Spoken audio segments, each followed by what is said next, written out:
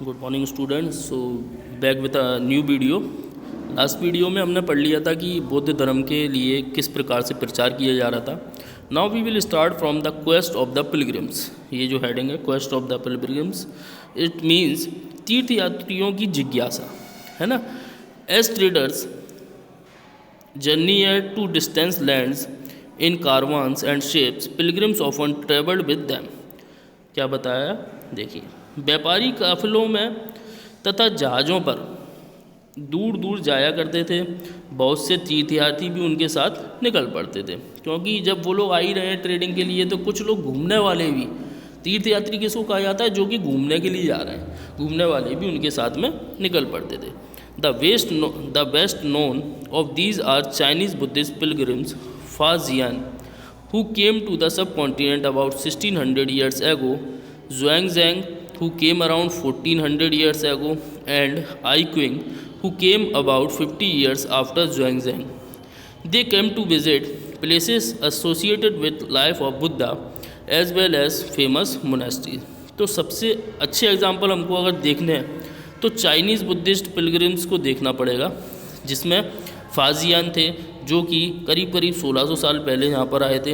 उसके बाद ज़ुआंगजांग थे जो करीब 1400 साल पहले यहाँ पर आए, और आई क्विंग थे जो कि करीब ज़ुआंगजांग के 50 साल बाद यहाँ पर घूमने के लिए आए थे। और आए क्यों थे ये लोग? बुद्ध जी के जीवन के बारे में और भी चीज़ें जानना चाहते थे, ठीक है, उनके बारे में देखना चाहते थे, उनसे जुड़ी हुई प्रसिद्ध चीज़ों को देखना चाहते थे, इसलिए आए थे। Each of these pilgrims left an account of his journey.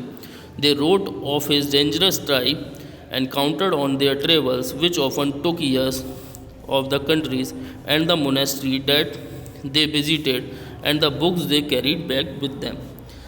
अब इनमें से जितने भी तीर्थयात्री थे वो अपनी यात्रा का वर्णन जरूर करते थे, है ना, उसके बारे में लिखते ज़रूर थे। इन्होंने अपनी यात्रा के दौरान आई मुश्किलों के बारे में भी बताया। इन यात्राओं में कई वर्ष लग जाया करते थे उनको, है ना, क्योंकि पहले तो इतने सारे वेज ऑफ ट्रांसपोर्ट थे नहीं कि भाई ट्रेन में बैठे, फ्लाइट में बैठे और चले गए, नहीं, लेकिन उनको अब उस टाइम पे बहुत ज़्यादा टाइम लग जाता था। जिन देशों या मठों को उन्होंने देखा उनके बारे में लिखा, और उन किताबों के बारे में भी लिखा जिन्हें वे अपने साथ ले गए थे, ठीक है। तो इस प्रकार से वो राइटिंग करते थे ताकि वो लोग अपने जो एक्सपीरियंसेस हैं उसके बारे में बता सकें। Xuanzang, who took the land route back to China, carried back with him statues of Buddha made of gold, silver and sandalwood, and over 600 manuscripts loaded on the backs of 20 horses. Over 50 manuscripts were lost when the boat on which he was crossing the Indus capsized. He spent the rest of his life translating the remaining manuscript from Sanskrit into Chinese, ठीक है। Xuanzang जो कि क्या था, ज़मीन के रास्ते से उत्तर पश्चिम और मध्य पश्चिम होकर चाइना वापस लौटा। उसने चांदी, सोने और चंदन की लकड़ी से बनी हुई बुद्ध जी की मूर्ति, साथ में 600 से ज़्यादा मैन्यूस्क्रिप्ट को 20 घोड़ों पर लाद कर ले गया। अब इनमें से जो 50 मैन्यूस्क्रिप्ट थी उस समय खो गई, क्योंकि सिंधु नदी को पार करते समय उनकी नाव पलट गई, तो उस पे 50 मैन्यूस्क्रिप्ट करीब खो गई, और उनका जो बाकी का जीवन था वो पूरा का पूरा इन्हीं मैन्यूस्क्रिप्ट्स को संस्कृत से चाइनीज़ में कन्वर्ट करने में निकल गया, ठीक है। द बिगिनिंग ऑफ द भक्ति, नेक्स्ट हेडिंग है भक्ति की शुरुआत किस प्रकार हुई ये देखना है, ठीक है। This was also the time when the worship of certain deities which became a central feature of later Hinduism gained in importance. These deities include Shiva, Vishnu and goddess such as Durga. अब क्या है, इन्हीं देवी देवताओं की पूजा का चलन भी शुरू हुआ। बाद में हिंदू धर्म की ये प्रमुख पहचान बन गई। देवी देवताओं की पूजा करना हिंदू धर्म की प्रमुख पहचान बन गई। इसमें शिव जी, विष्णु जी और दुर्गा जी जैसे देवी देवता शामिल थे, ठीक है। These deities were worshipped through bhakti, an idea that became very popular at this time. Bhakti is generally understood as a person's devotion to his or her chosen deity. Anybody, whether rich or poor, belonging to the so-called high or low castes, man or woman, could follow the path of bhakti. ठीक है। अब देवी देवताओं की पूजा या भक्ति परंपरा जो थी वो भक्ति परंपरा के माध्यम से की जाती थी। भक्ति उस समय बहुत ही लोकप्रिय बन गई। ठीक है, किसी भी देवी या देवता के प्रति श्रद्धा रखना ही भक्ति कहलाता है और भक्ति के रास्ते पर चलकर वो अपने आप को ये मान लेते हैं कि हम पवित्र हो गए, है ना।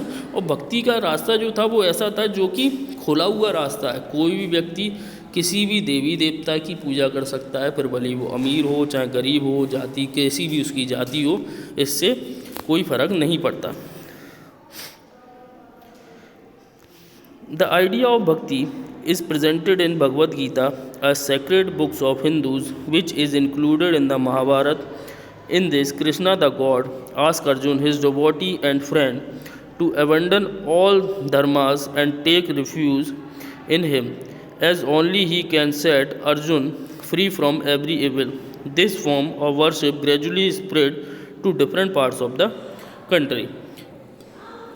अब भक्ति का जो मार्ग है ना, वो हिंदुओं के पवित्र ग्रंथ भागवत गीता में भी दिया गया है। भागवत गीता महाभारत का अगर हम 11वां अध्याय देखें, उसी का ये एक हिस्सा है। इसमें भगवान कृष्ण अपने भक्त और मित्र अर्जुन को सभी धर्मों को छोड़कर उनकी शरण में आने का उपदेश देते हैं, क्योंकि केवल कृष्ण ही अर्जुन को सारी बुराइयों से मुक्ति दिला सकते थे उस टाइम पर।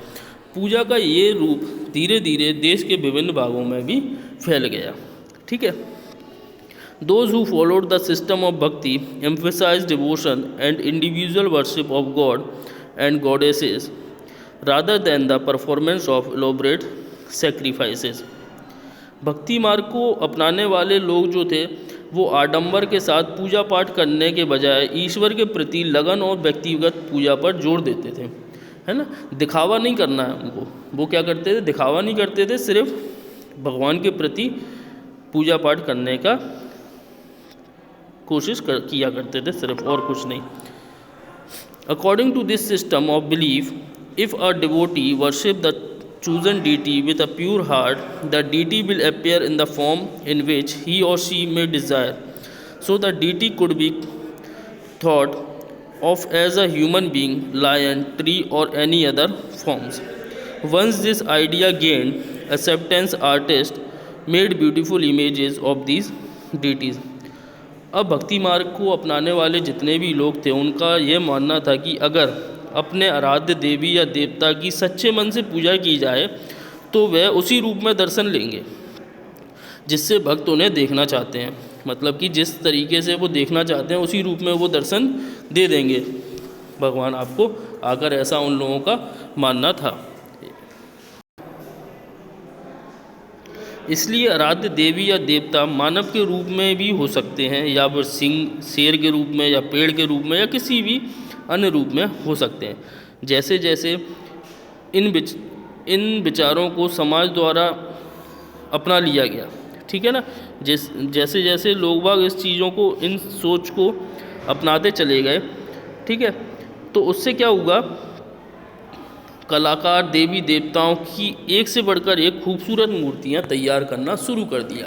क्योंकि जितने भी मूर्ति बनाने वाले लोग थे उन लोगों ने क्या किया कि अलग अलग डिज़ाइन की और बेहतरीन सुंदर सुंदर मूर्तियाँ बनाना शुरू कर दी।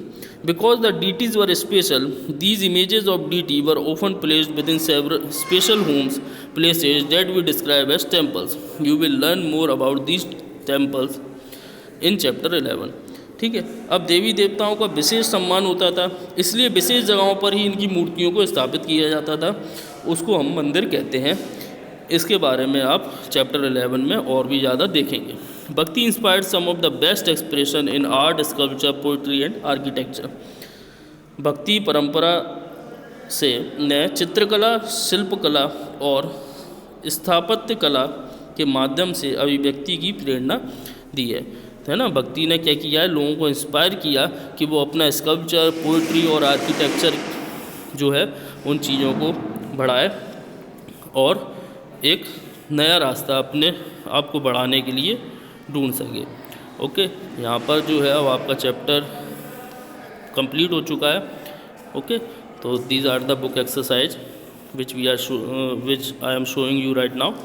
Okay, so now we will meet in a new video with a new chapter. Okay, bye, and like, share and subscribe my channel so you will get the another videos links. Thank you.